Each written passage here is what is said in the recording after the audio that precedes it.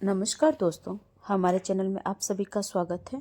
मेरा नाम सुनीता है। आज हमारे गांव की सब औरतें उस कमरे में जा रही थी और वे सब की सब बहुत ही ज़्यादा मजबूर थी। मैं भी तो मजबूर थी, इसीलिए मैंने भी उस कमरे में जाने का इरादा कर लिया था। जबकि मुझे पता था कि जब इस कमरे में कोई भी औरत जाती है तो वापस आने पर वह पहले जैसी नहीं होती। उसके साथ कुछ तो ज़रूर होता था। वह दर्द से बुरी तरह चिल्लाती थी और लड़खड़ाते हुए कमरे से बाहर आती थी, और जब जमीन पर गिर जाती तो उसे कुछ लोग उठाकर उसके घर तक पहुंचा देते थे। ऐसी जगह पर भला कौन जाना चाहेगा? जाहिर है वही जाएगा जो बहुत ज़्यादा मजबूर होगा। मैं भी तो बहुत ज़्यादा मजबूर थी, पर मुझे फिर भी बहुत डर लग रहा था। मेरे पति को यह बात पता नहीं थी कि मैं वहाँ जा रही हूँ। अगर जो भी औरत इस कमरे में जाती और उसके मर्द को यह बात पता चल जाती तो वह उसे तलाक दे देता था। मेरा पति तो वैसे भी बहुत ज़्यादा गुस्से वाला था। अगर उसे पता चल जाता तो वह मुझे तलाक दे देता। उसको तो वैसे भी मेरी छोटी छोटी बातों पर बहुत गुस्सा आता था। मैं उससे कोई भी बात करती तो सोच समझकर करती थी। अपने ही पति से बात करने से पहले 1000 दफ़ा सोचना पड़े तो आपको भी अंदाजा लग जाएगा यह कितना अजीब लगता है। लेकिन इस दुनिया में पति पत्नी के रिश्ते बहुत ही अजीब अजीब तरह के होते हैं। हमारा भी कुछ ऐसा ही हाल था। खैर, मैंने अपने दिल पर हाथ रखा और कांपते हुए पैरों से उस कमरे में दाखिल हो गए। लेकिन जैसे ही मैंने सामने का मंजर देखा तो उसे देखकर मेरी रूह कांप गई थी, क्योंकि इस कमरे में मेरा पति ही उन सब औरतों के साथ। मेरी अभी तक शादी नहीं हुई थी। हम लोग एक छोटे से गांव में रहते थे। यह गांव बहुत ही ज़्यादा कम आबादी वाला था। यहाँ पर ज़्यादा लोग नहीं रहते थे, लेकिन जितने लोग भी रहते थे उनके घर में कोई न कोई मुसीबत जरूर थी। सब लोग कहते थे कि इस गांव को किसी ने श्राप दिया है। यहाँ पर आए दिन कोई न कोई मुसीबत जरूर हो आती थी। इसीलिए हम लोगों ने सोचा था कि हम लोग इस गांव से चले जाएंगे। पर हम लोग गरीब थे, कहीं जा भी नहीं सकते थे। मैं बहुत ही ज़्यादा खूबसूरत थी। मेरे पापा कहते थे कि अपनी बेटी की शादी ऐसे लोग करवाऊंगा जो हमसे थोड़े बेहतर हो। कम से कम उसे वहाँ खाने को अच्छा खाना तो मिल जाए। लेकिन जिस आदमी ने मुझसे मोहब्बत की और मेरे लिए रिश्ता आया, वह भी एक गरीब आदमी था, बल्कि हमसे भी कहीं ज़्यादा गरीब। मेरे पापा तो फिर भी एक छोटे से अस्पताल में नौकरी करते थे। इस गांव में एक ही अस्पताल था, लेकिन मेरा होने वाला पति तो मजदूरी करता था। उसने कहा कि मैं शरीफ आदमी हूँ, आपकी बेटी से मोहब्बत करता हूँ, इसका ख्याल रखूंगा। मेरे पापा ने मुझसे पूछा। मैंने कहा कि ऐसी कोई बात नहीं है। मेरे पापा ने कहा कि फिर यह आदमी तेरे लिए पागल कैसे हो गया? तूने जरूर उससे कोई बात की होगी, अपनी अदाएं दिखाई होगी। मैंने कहा कि ऐसा कुछ भी नहीं है, आप मुझसे कसम ले लीजिए। लेकिन वह आदमी बड़ा ही चालाक था। उसने तो मुझे बदनाम कर दिया। जब कोई लड़का किसी लड़की के पीछे उसके घर तक आ जाए और कहे कि मैं आपकी बेटी को पसंद करता हूँ, तो फिर बात लड़की पर भी आती है कि तेरे पीछे एक मर्द पागल हो गया तो जरूर तूने ही कुछ किया होगा। ऐसे ही थोड़ी ना कोई लड़की किसी पर पागल हो जाती है। अब मैं कुछ भी कहती तो सब यही कहते कि तुम झूठ बोल रही हो, इसीलिए मैं भी बुरी तरह फंस चुकी थी। खैर, उसने मेरे पापा से कहा कि आपकी बेटी भी मुझसे मोहब्बत करती है, लेकिन आपके डर की वजह से आपको बताती नहीं है। उसकी बातें सुनकर मैं बहुत हैरान थी। मैं तो उसे जानती तक नहीं थी। मैं अब अपने पापा की नज़रों में घिर चुकी थी। मेरे पापा को मुझसे बड़ी उम्मीदें थी। उन्हें मुझ पर बड़ा गुमान था, लेकिन आज यह सब कुछ खत्म हो चुका था। उन्होंने कहा कि अगर तूने यह सब कुछ किया है तो आज से तू मेरे लिए मर गई है। अब तेरी शादी किसी से भी हो, मुझे कोई फर्क नहीं पड़ता। अब तेरे साथ मेरे सारे रिश्ते खत्म हो चुके हैं। खैर, उन्होंने मेरा रिश्ता इसी आदमी के साथ करवा दिया। मैं बहुत रोई, बहुत गिड़गिड़ाई। मैंने पापा को कहा कि मैंने यह सब कुछ नहीं किया है, मैं इस लड़के को जानती भी नहीं हूँ। लेकिन मेरे पापा ने मेरी एक ना सुनी और मेरी शादी उस आदमी के साथ हो गई। शादी की पहली रात जब मैंने उससे पूछा कि उसने यह सब कुछ क्यों किया, क्यों मुझे बदनाम किया, तो उसने कहा कि अगर मैं ये सब कुछ न करता तो तुम मेरी बीवी कभी न बनती। मैं तुमसे बहुत मोहब्बत करता हूँ। उस वक्त तुम्हें हासिल करने का जो तरीका मुझे समझ आया, मैंने वही किया। मैंने कहा कि तुम्हारा तरीका गलत था और मैं कभी भी तुमसे मोहब्बत नहीं करूँगी, कभी तुम्हारे पास नहीं आऊँगी और ना ही तुम्हें अपना पति कबूल करूँगी। मैंने भी पक्का इरादा कर लिया था, अगर यह मुझे छोड़ता था तो छोड़ देता, लेकिन मुझे इस तरह से हासिल करने का क्या फायदा था। उसने मेरी सारी बनी बनाई इज्जत ही खराब कर दी थी। मैंने तो पक्का इरादा कर लिया था, लेकिन अगले ही दिन उसने खुद को नुकसान पहुंचाने की कोशिश की। उसकी माँ ने कहा कि मेरा बेटा मुझ पर मर मिटा है, तू क्यों उसके साथ ऐसा कर रही है। तुम अपनी खूबसूरती पर ज्यादा घमंड मत करो। वह औरत बड़ी ही खुशकिस्मत होती है जिसे ऐसे मोहब्बत करने वाला पति मिलता है।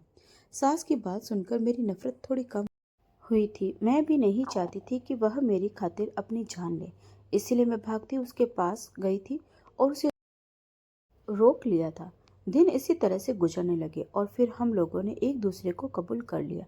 उसने कहा कि तुम्हारे बाप को भी तुम पर भरोसा होना चाहिए था, और अगर मैंने कुछ किया भी था तो तुम्हें हासिल करने के लिए ही किया था। लेकिन तुम्हारे बाप ने फौरन मेरी बात मान ली, उनको तुम पर कोई भरोसा नहीं था। उसकी बातें सुनकर मेरे दिल में अपने पापा के लिए भी चुभन हुई। मैं खामोश हो गई और अब इसी को अपना पति कबूल कर लिया। मेरे पापा तो शादी के बाद मुझसे बात भी नहीं करते थे। बस जिंदगी के दिन इसी तरह गुजर रहे थे। मेरा पति मुझ पर बहुत पाबंदियां लगाता था, लेकिन उसकी यह सारी पाबंदियां मुझे किसी जेल में रखने जैसी लगती थी। वह कहता था कि यह सब मोहब्बत में होता है। वह कहता था कि अकेले कभी बाहर नहीं जाना। मैं नहीं चाहता कि कोई तुम्हें देखे, और मेरे अलावा किसी से भी बात नहीं करना। अपने दिल की बात सिर्फ मुझसे करना, और जब मैं काम से घर पर आ जाऊं तो सारे काम काज छोड़कर मेरे पास बैठ जाना। इस बात पर तो मेरी सास भी बहुत गुस्सा करती थी, लेकिन वह उनकी एक नहीं सुनता था। फिर मैंने एक दिन सोचा कि मैं जरा पता करूं कि यह मुझे इतनी मोहब्बत क्यों करता है, क्योंकि जब बिना वजह आपको कोई चीज़ मिलती है ना तो वह अच्छी लगती है, भला वह मोहब्बत हो या कुछ और। लेकिन मुझे इस मोहब्बत की जरूरत नहीं थी। मैं नहीं चाहती थी कि कोई उठकर मुझसे दीवाने की तरह मोहब्बत करना शुरू कर दे, लेकिन यह सब मेरा पति कर रहा था। शायद कुछ औरतों के लिए यह सब कुछ एक सपने की तरह हो, पर मेरे लिए यह किसी डॉक्टर की लिखी हुई कड़वी दवा जैसा था, यह जानने के लिए कि उसके दिल में मेरे लिए वाकई मोहब्बत है या नहीं, या यह सब कुछ सिर्फ अपने मकसद के लिए करता है। मुझे उस आदमी पर शक था। एक दिन मैंने खाना पकाने से इनकार कर दिया। मैंने कहा कि आज मेरी तबीयत खराब है। तब मेरी सास ने कहा कि तू कौन होती है मुझे इनकार करने वाली, आने दे मेरे तेरे पति को, आज तेरी क्लास लगवाऊंगी। यह सुनकर मैं खुश हो गई थी, क्योंकि मैं भी यही देखना चाहती थी कि वह मेरा साथ देता है या अपनी माँ का। मैंने उसको भी सुबह कह दिया था कि आज मेरी तबीयत खराब है। तब उसने कहा था कि अगर काम कर सको तो कर लेना, वरना आराम करना। वैसे माँ भी बीमार है ना, तो उनसे भी काम नहीं किया जाता, क्योंकि जब सुबह वह गया था तो उसका रवैया हम दोनों के लिए एक जैसा ही था। इसीलिए मुझे देखना था कि अब वह क्या करता है। शाम को जब वह घर में दाखिल हुआ तो आते ही मेरी सास ने उसे मेरे खिलाफ भड़काना शुरू कर। वह कहने लगी कि यह महारानी तो आज पूरा दिन बिस्तर पर थी, कह रही थी कि मेरी तबीयत खराब है। आज उसने पूरा दिन कोई काम नहीं किया और मुझे ही सारा काम खुद करना पड़ा। और यह तुम कैसी औरत लेकर आए हो। इस लड़की का जब दिल करेगा तो क्या यह ऐसे ही इनकार कर देगी? क्या यह लड़की तभी काम करेगी जब इसका दिल करेगा? यह सब कहकर मेरी सास चुप हो गई थी। मेरे पति ने अपनी माँ की सारी बातें सुन ली और उसके बाद कहा कि उसकी तबीयत सुबह सच में खराब थी। उसने मुझे बताया था, अगर किसी आदमी की तबीयत खराब है तो वह काम कैसे करेगा, और आप इसके खिलाफ इस तरह से क्यों बोल रही है? क्या आपके दिल में मेरे पत्नी के लिए जहर है?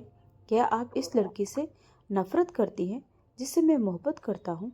जब उसने यह बात कही तो उसकी माँ हैरान रह गई थी। उन्होंने कहा कि नहीं बेटा, मैं तो यह कह रही थी कि वह इस घर की बहू है। मेरे पति ने उसके बाद एक ऐसी बात कही कि मैं हैरान रह गई। उसने कहा, इस घर की बहू नहीं, इस घर की बेटी है, और आपने इसका इसी तरह ख्याल रखना है। अगर आपकी बेटी ने ऐसा किया होता तो क्या मैं आपको उसकी भी ऐसी ही शिकायत लगाता? यह सब सुनकर मेरी सास तो ऐसे चुप हो गई जैसे उसकी सारी उम्मीदें ही टूट गई थी। उन्होंने फौरन कहा कि ठीक है, फिर इसे डॉक्टर के पास ले जाना ताकि जल्दी ठीक हो जाए। मैं भी आ जाऊंगी। कमरे में उसका हाल पूछने के लिए मेरी आंखों में तो खुशी के आंसू आ गए थे। इसका मतलब है कि यह आदमी मुझसे सचमुच मोहब्बत करता था। लेकिन मोहब्बत मिल गई, पर हालात ठीक नहीं हो रहे थे। इस घर में बहुत तंगी थी। यहाँ पर खाने को ज़्यादा कुछ नहीं मिलता था। मेरा पति कमाने वाला था और उसकी माँ और उसकी दो बहनें थी। एक की शादी नहीं हुई थी और एक की हो चुकी थी, लेकिन वह आए दिन अपने बच्चों को लेकर यहाँ आती रहती थी और जो घर में होता वही भी लेकर चली जाती थी। हमारे यहाँ औलाद भी नहीं हो रही थी। मेरी सास ने मुझे एक दफ़ा ताना भी दिया था। उसके बाद मेरे पति ने उनको ऐसी बात सुनाई कि उन्होंने दोबारा मेरे मुंह पर ताना नहीं दिया। पर मेरी सास मेरे बारे में मेरे पति के कान भरती रहती थी कि क्यों तूने इस औरत को अपने हाथ का छाला बनाकर रखा हुआ है, यह तो तुझे अभी तक औलाद भी नहीं दे पाई है। यह सुनकर मेरा पति खामोश हो जाता। अगर मेरी सास ज़्यादा कुछ बोलती तो वह उनको जवाब भी देता था और कहता था कि मैं उसे मोहब्बत करता हूँ और अभी हमारी शादी को वक्त ही कितना गुजरा है। खैर दिन ऐसे ही गुजरते गए, लेकिन ससुराल में मेरी एक सहेली भी बन चुकी थी। एक दिन उसने मुझे बताया कि आजकल इस गांव में एक बाबा आया हुआ है। वह एक सपेरा है और पहले वह गांव में सांप का तमाशा दिखाया करता था, लेकिन एक दिन जब वह सांप पकड़ने के लिए जंगल गया तो उसे एक ऐसा सांप मिला जो बहुत ही ज्यादा अजीब और अनोखा सांप था, जिसके बाद उसके दिन बदल गए। अब जो भी इस सपेरे के पास जाए और उसका सांप अगर उसको काट जाए तो उसके दिल की मुराद पूरी हो जाती है। ज्यादातर मामले औरतों के ही आए हैं। अगर कोई बांझ औरत उसके पास जाती है और उस सांप से अपने आप को डसवा लेती है तो उसके यहाँ औलाद हो जाती है। मैं यह बात सुनकर काफी हैरान रह गई थी। आखिर मैं भी तो इसी गांव में पली बड़ी थी और मेरे अंदर भी उधर की ही दुखी अनोखी बातें और हरकतें थी। मेरी परवरिश भी ऐसी ही हुई थी। मैं जानती थी कि ऐसा कुछ भी नहीं होता, लेकिन उस वक्त मैं भी इस बात को मान गई थी। मैंने कहा कि हाँ, यह जो सपेरे होते हैं ना, इनके पास बड़ी करामात होती है और सांप तो वैसे ही बड़ी पुरानी जाती है और उनके पास नागमणि भी होती है। सांप की तो लोग पूजा भी किया करते हैं। फिर मैंने अपनी सहेली से कहा कि ऐसे ही तो नहीं, ये सब कुछ होता होगा, कहीं न कहीं से तो बात शुरू हुई होगी। तब उसने कहा कि हाँ, लेकिन यह काम बड़ा ही अजीब सा है। लोग इस बारे में बहुत परेशान हैं। वह कहते हैं कि यह सब कुछ ठीक नहीं है, इसीलिए वह सपेरा चोरी छुपे इसी गांव में आता है और उसने एक खास कमरा भी बनवाया हुआ है जहां पर वह यह काम करता है। औरतें मुंह छुपाकर वहां पर जाती है और सांप से डसवा कर आ जाती है।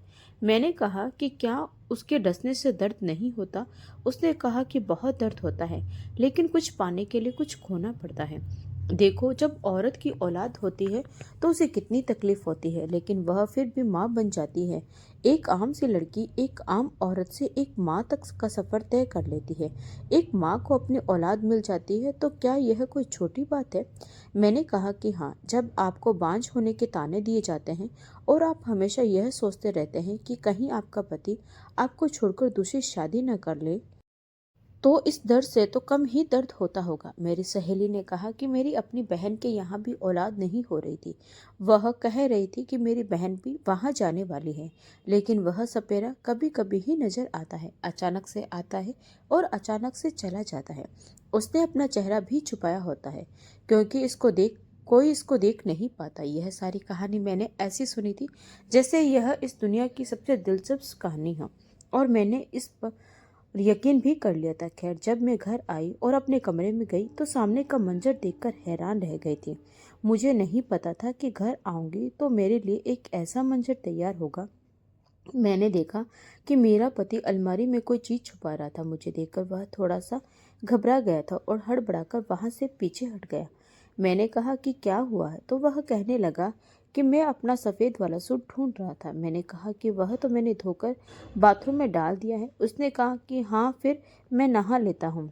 फिर वहाँ से चला गया, लेकिन मैंने सोचा कि वह मुझे देखकर अचानक से इतना घबरा क्यों गया था।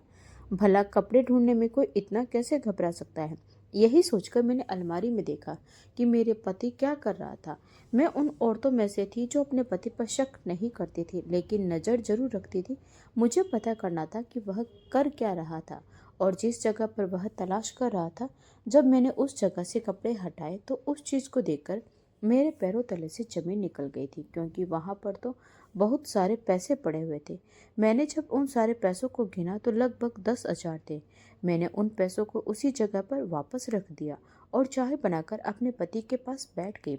हम जब भी चाय पीने साथ बैठते थे तो वह मेरी तारीफें किया करता था, मुझे अपने बीते हुए कल की बातें सुनाता था, मुझसे अपनी मोहब्बत का इजहार करता था। वह कोई भी बात भूल जाता, लेकिन उसे यह सब कुछ याद रहता था। वह सुबह मुझे प्यार से जगाता, मेरे हुस्न की तारीफ करता। घर से जाते हुए वह मुझसे ऐसे मिलता जैसे 1.5 साल वह घर नहीं आने वाला हो, और जब वापस आता तब भी ऐसे ही मिलता था जैसे 2 साल के बाद वापस आया। फिर मुझसे पूछता कि तुम्हें कोई चीज़ चाहिए, मैं तुम्हारे लिए ले आऊँगा, जबकि उसके पास ज़्यादा पैसे नहीं होते थे। इसीलिए मैं कह देती थी कि मुझे कुछ भी नहीं चाहिए। जब हम चाय पी रहे होते थे तो वह मेरी आंखों में देखता और कहता ही रह जाता था, और वह ऐसी ऐसी अच्छी बातें करता कि जैसे बातें हर औरत सुनना चाहती है। लेकिन सच तो यह है कि अगर पेट खाली हो तो फिर ऐसी बातें भी प्यारी नहीं लगती। मुझे इस बात का तो यकीन था कि यह आदमी मुझ पर मर मिटने वाला है। यह मुझसे बहुत मोहब्बत करता है, और अगर मैं उसे कुछ भी कहूँ तो वह मेरी मोहब्बत के लिए कुछ भी करने को तैयार हो जाएगा। आज उसने कहा कि मुझे एहसास है कि इस घर में बहुत तंगी है। तुमने 1 साल यहाँ किस तरह गुजारे मैं जानता हूँ, लेकिन सारी जिंदगी ऐसी नहीं गुजरेगी। मैं तुम्हें वादा करता हूँ कि सब कुछ ठीक हो जाएगा। मैं बहुत मेहनत कर रहा हूँ। मैं तुम्हारे लिए बड़ा सा घर बनवाऊंगा, गाड़ी भी और सोने के जेवर भी खरीद कर तुम्हें तोहफे के रूप में दूंगा। मैंने कहा कि मुझे घर, गाड़ी और सोने के जेवर नहीं चाहिए, बस ऐसी जिंदगी चाहिए जिसमें सब कुछ ठीक हो। कम से कम इंसान को कोई मुश्किल ना हो, जो खाने का दिल करे वह मिल जाए, और भगवान की कृपा से एक औलाद मिल जाए, और बस एक छोटा सा घर हो जाए, अपना हो। तब उसने कहा कि इतने छोटे छोटे ख्वाब मत देखो, तुम अपने पति को जानती नहीं हो। तुम्हारा पति तुम्हारे बड़े बड़े ख्वाब भी पूरे कर सकता है। मैं इस बात पर हैरान हुई, क्योंकि मेरे दिमाग में पैसों वाली बात थी। मुझे लगा कि वह खुद मुझे यह बात बताएगा, लेकिन उसने नहीं बताई। वह मुझसे यह बात छुपा रहा था, लेकिन फिर भी उसी पैसे से वह मेरे लिए चीजें लेकर आता रहता था। जब मैं पूछती कि पैसे कहाँ से आए तो वह कहने लगता कि एक दोस्त से उधार लिए हैं। लेकिन मैं अच्छी तरह जानती थी कि उसका कोई भी दोस्त उसको इतना ज़्यादा उधार नहीं दे सकता था, वह भी हर महीने। आखिर कोई ना कोई गड़बड़ जरूर है। पर उन पैसों से उसने मुझे बहुत ही ज़्यादा खुश किया था। घर की हर जरूरी चीज़ लाकर उसने मुझे दे दी थी। वह रोज़ मेरे लिए कुछ न कुछ लाता रहता था। उसने मुझे नए कपड़े और जूते भी लेकर दिए थे। जब इंसान ने बहुत सालों से ख्वाहिश जमा की होती है तो फिर उस चीज़ को लेते लेते पैसे भी कम पड़ जाते हैं। मेरे पति के पास जो भी पैसे थे अब वह खत्म हो गए थे, लेकिन हमारे 1 महीने अच्छे गुजर गए थे। इन 1 महीने में मुझे यह भी पता चला कि वह सपेरा फिर इस गांव में आया था, और जो औरतें बांस थी उन औरतों को उस बाबा ने अपने घर में बुलाया था। दोपहर के समय उन औरतों के पति घर पर नहीं होते थे, और उन्होंने अपना काम भी करवा लिया था। मेरा पति आजकल अपने काम पर मसरूफ रहने लगा था। पहले जब उसे कभी कभी मजदूरी नहीं मिलती थी तो वह घर आ जाता था, लेकिन आजकल वह रोज ही मसरूफ होता था। मैंने कहा कि आजकल आपको रोज मजदूरी मिल जाती है? तो उसने कहा कि हाँ, मुझे रोज दहाड़ी का काम मिल जाता है। मैंने कहा कि यह कैसे हो गया? तो उसने कहा कि कुछ मजदूरों ने काम छोड़ दिया है, तो उनकी जगह पर मैं काम करने चला जाता हूँ। मैंने कहा फिर यूं तो आपको बहुत ज़्यादा मेहनत करनी पड़ेगी। तब उसने कहा कि बिना मेहनत के तो पैसे नहीं मिलते ना। लेकिन अगर मेरा पति वाकई इतनी मेहनत कर रहा था तब भी उसको इतने पैसे नहीं मिलने थे। यह पैसे तो उसकी मेहनत से भी ज़्यादा थे। वह पहले जब भी काम से आता था तो उसके कपड़े गंदे ही होते थे, बालों में भी मिट्टी लगी होती थी। लेकिन आज जब मैंने उसे देखा तो मैं हैरान रह गई, क्योंकि उसकी आंखों के पास काजल लगा हुआ था। मैं औरत थी, मुझे पता था कि यह क्या चीज़ है और क्या चीज़ नहीं। मैंने सारी जिंदगी काजल लगाया था। यह काजल उसकी आंखों के इर्द गिर्द लगा हुआ था। ऐसा नहीं था कि उसके चेहरे पर लगा होता या उसके माथे पर, क्योंकि अगर ऐसा होता तो मामला बहुत गड़बड़ होता, और इससे यह मालूम हो जाता कि वह किसी औरत के करीब गया था, जो उस औरत का काजल उसके चेहरे पर लग गया। मैंने कहा कि क्या तुमने काजल लगाया है? तब उसने कहा कि नहीं, मैं क्यों काजल लगाऊंगा, मैं कोई औरत थोड़ी ना हूँ। मेरा पति थोड़ा घबरा गया और अजीब सी बातें करने लगा। मैंने कहा कि तो फिर यह क्या है?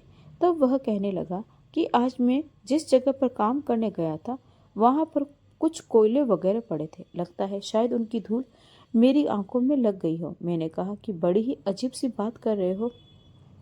अगर धूल वगैरह होती तो तुम्हारे चेहरे पर भी लग सकती थी, लेकिन मुझे लगता है कि यह बहुत ही सलीके से किसी ने तुम्हारी आंखों में लगाया है।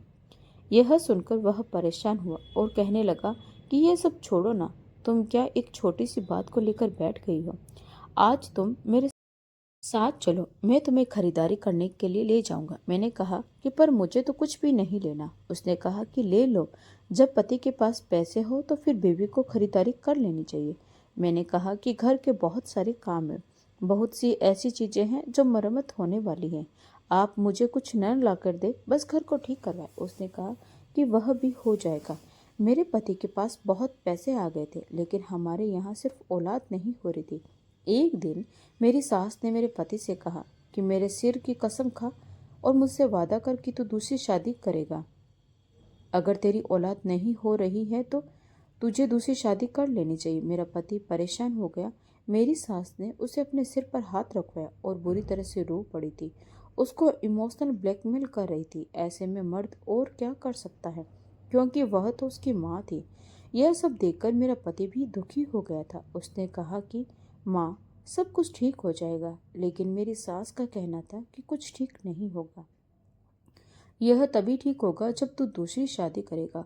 उस औरत से अब तुझे औलाद नहीं होने वाली। सास की बात सुनकर मैं कुछ नहीं बोली थी, और यह बात भी अपनी जगह बिल्कुल सच थी, क्योंकि परेशानी मेरे अंदर ही थी, मेरे पति के अंदर नहीं थी। बल्कि जब हम डॉक्टर के पास गए थे तो डॉक्टर ने कहा था कि मेरा पति बिल्कुल ठीक है, बल्कि वह आम मर्दों से ज़्यादा बेहतर है, क्योंकि वह मेहनत मजदूरी का काम करता है।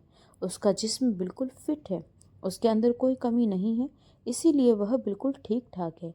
लेकिन परेशानी मेरे अंदर ही थी। लेकिन न जाने यह बात मेरी सास को कैसे पता चल गई थी। शायद उन्होंने अंदाजा लगा लिया था, इसीलिए वह कह रही थी। लेकिन न ही मेरे पति ने उनसे दूसरी शादी करने की बात की और न ही उनसे दूसरी शादी करने का वादा किया। वह बस खामोशी से वापस कमरे में आ गया था। लेकिन वह बड़ा परेशान था। मैंने सोच लिया था कि मैं भी उस सपेरे के पास जाऊंगी, क्योंकि फिलहाल अभी मुझे मेरे सामने वही रास्ता नजर आ रहा था। अगर मुझे सांप के काटने पर दर्द होता तो हो जाए, कम से कम जिंदगी में सब कुछ ठीक तो हो जाएगा। मेरे पति का काम धीरे धीरे अच्छा हो रहा था, घर में चीजें भी आ रही थी। अब घर में खुशी भी आनी चाहिए थी, या फिर घर में यह खुशी होती तो फिर हमें और किसी खुशी से भी कोई फर्क ना पड़ता, क्योंकि ऐसा ही होता है। अगर आपके पास दुनिया की हर चीज हो पर औलाद ना हो तो आपके दुनिया को कोई भी चीज अच्छी नहीं लगती। अगर आप जिंदगी का सुख अच्छे तरीके से लेना चाहते हैं तो आपकी ज़िंदगी में सारी चीज़ों का कुछ न कुछ हिस्सा होना चाहिए। इंसान थोड़ा खाना खा ले तो चल जाता है, लेकिन औलाद के बिना भी क्या ज़िंदगी है। और मुझे तो खुद बच्चों का बहुत ज़्यादा शौक था, लेकिन आज ही मुझे यह पता चला था कि जिस औरत ने सबसे पहले उस सपेरे से इलाज करवाया था, उसके यहाँ औलाद होने वाली थी। वह उम्मीद से थी।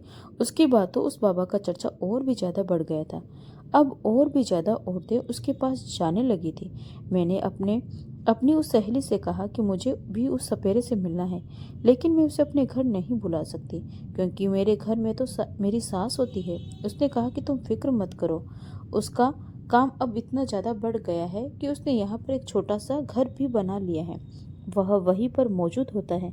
औरतें भी उसके पास मुंह छुपाते हुए अंदर चली जाती है और काम हो जाने के बाद बाहर आ जाती है। तुम भी चली जाना। मैंने कहा कि हाँ, ऐसा है तो फिर ठीक है, क्योंकि मेरी सास तो मेरी हर बात पर नज़र रखती है। मैं इसे कभी भी घर नहीं बुला पाती, लेकिन यह अच्छा है कि उसने अपना एक घर बना लिया। चलो ठीक है, मैं भी उसके पास चली जाऊंगी। मैंने अब वहां जाने का इरादा कर लिया था। मैंने सोचा कि अपने पति को बता दूंगी, लेकिन फिर मैंने सोचा कि वह इस बात से वैसे ही बहुत चिढ़ता था। वह तो कहता था कि मेरे अलावा कोई तुम्हें देखे भी नहीं, तो फिर वह यह कैसे गवारा करता कि मैं किसी गैर मर्द के पास जा रही थी और उसे एक इलाज करवाने वाली थी। मगर मुझे तो सिर्फ सांप से ही कटवाना था और तो कुछ नहीं करना था ना। पर अपने पति को अगर वह ये सब कुछ बताती तो वह जरूर मुझ पर गुस्सा हो जाता। इसीलिए मैंने उसे कुछ भी नहीं बताया और अपनी सास से छुपते छुपाते हुए कुछ ही देर में उस बाबा के छोटे से घर में के पास वापस आ चुकी थी।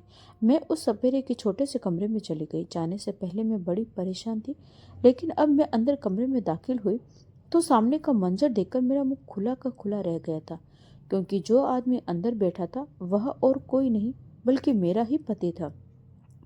औरत अपने पति को पहचान लेती है, चाहे वह दुनिया का कोई भी रूप बना ले, और मेरे पति ने तो एक सपेरा का रूप बना रखा था मुझसे पहले कि वहाँ एक औरत बैठी थी। कुछ देर बाद वह वहाँ से चली गई तो मैंने उससे कहा कि यह सब क्या है और तुम यहाँ पर क्या कर रहे हो। मेरी बात सुनकर उसने कहा, लेकिन तुम यहाँ पर क्या कर रही हो? इसका मतलब तुम किसी गैर आदमी से मिलने के लिए आई हो। मैंने कहा कि पर तुम गैर आदमी तो नहीं हो, तुम तो मेरे पति हो, तुम यहाँ पर क्या कर रहे हो? तुम तो मेहनत मजदूरी करने जाते थे, तो ये सब कुछ क्या है? तब उसने कहा कि मैं वही तो कर रहा हूँ जिससे हमारे घर में पैसे आ रहे हैं। मैं उन औरतों का इलाज कर रहा हूँ और इसके बदले में हमें इतने सारे पैसे मिल रहे हैं। मैंने कहा कि कैसे इलाज कर रहे हो? तो उसने मुझे एक ऐसी बात बताई जिससे सुनकर मेरी आत्मा कांप गई थी। मैंने वहीं पर रोना शुरू कर दिया और कहा कि तुम्हें इस बात का गुस्सा है कि मैं किसी गैर मर्द से इलाज करवाने आ रही थी? तुम भी तो गैर औरतों के साथ यही तो कर रहे हो, तो क्या तुम्हारे लिए यह सब कुछ गलत नहीं है? तब उसने कहा कि देखो, इन औरतों को तलाक हो जाएगी, इनके घर बर्बाद हो जाएंगे। इससे तो बेहतर है कि इनके साथ यही सब कुछ हो, कम से कम इनका रिश्ता तो बच जाएगा। मैंने कहा कि कैसी अजीब हरकत की है तुमने, एक जख्म को ठीक करने के लिए उसके साथ एक और जख्म लगा दिया। मुझे अब अपने पति से घिन आने लगी थी और गुस्सा होकर मैं अपना सामान समेटकर अपने मायके वापस आ गई। पूरे 1 साल तक मैं वापस अपने ससुराल नहीं गई थी, लेकिन एक दिन वह खुद मुझे लेने के लिए आ गया। लेकिन मैं अब भी उसके साथ जाना नहीं चाहती थी। लेकिन उसके बाद उसने मुझसे वादा किया कि वह यह काम नहीं करेगा, तो मैं वापस आ गई और 3 महीने बाद भगवान ने मुझे उम्मीद से भी कर दिया। अब मेरे यहाँ औलाद होने वाली थी। मेरा पति भी गलती कर रहा था और वही गलती उसके घर तक पहुँच गई थी, लेकिन फिर उसने तौबा कर ली थी। उस दिन जब हम दोनों डॉक्टर के पास चेकअप करवाने के लिए गए थे, तो डॉक्टर ने मेरे पति को कहा था कि वह बिल्कुल ठीक है और आम मर्दों से ज़्यादा ही ठीक है। तो यह बात उसके दिमाग में बैठ गई थी और उसने यह प्लान बना लिया था, और तभी से वह ये सब काम करना शुरू कर दिया था और वह इन्हीं सब चीज़ों की कमाई घर में लेकर आ रहा था। पर जब मैं उससे 1 साल तक नाराज रही तो वह सही रास्ते पर आ गया था। उसने मुझसे माफ़ी भी मांग ली थी और तौबा भी कर लिया था कि वह अब जिंदगी में कभी भी यह काम नहीं करेगा। वह हर रोज अपना रूप बदलकर सपेरा बन जाता था। तभी तो उस दिन उसकी आंखों पर काजल लगा हुआ था। अगर इंसान अपनी थोड़ी सी अक्ल इस्तेमाल करे तो वह किसी भी बात की गहराई तक पहुंच सकता है। मैं घर वापस आई तो सोचा कि मेरी जिंदगी का एक नया मोड़ आएगा। मैं अपने पति की गलतियों को माफ़ करने का सोच रही थी, पर दिल में कुछ नफरत और गम भी था। उनका यह सब कुछ करना मुझे बुरा लगा, लेकिन मुझे भी समझ आया कि कभी कभी इंसान अपने दुख दर्द को भुलाने के लिए अजीब तरीके अपना लेता है। जब मैंने देखा कि अब वह वाकई में बदल गया है तो मुझे उम्मीद थी कि मेरी ज़िंदगी में खुशियाँ वापस आएगी। मुझे एक औलाद का इंतज़ार था जो मेरी ज़िंदगी में सब कुछ बदल देगा। मेरा मन था कि मैं सब कुछ भूलकर सिर्फ अपने घर और अपने पति पर ध्यान दूंगी। अब मेरे पति ने मेरे लिए कुछ खास तैयार करना शुरू कर दिया था। छोटी छोटी चीज़ें जैसे मेरे पसंदीदा खाना बनाना और हर वक्त मेरी खुशी का ख्याल रखना। यह सब देखकर मुझे एहसास हुआ कि शायद वह वाकई में समझ गया है कि उसकी गलतियाँ क्या थी। एक दिन जब मैं कुछ खाना बना रही थी तो मेरी सास आई। उन्होंने मुझे देखा और मुस्कुराते हुए कहा कि बेटा, तुम आज कैसे हो? लगता है कि घर में फिर से खुशियाँ आ गई है।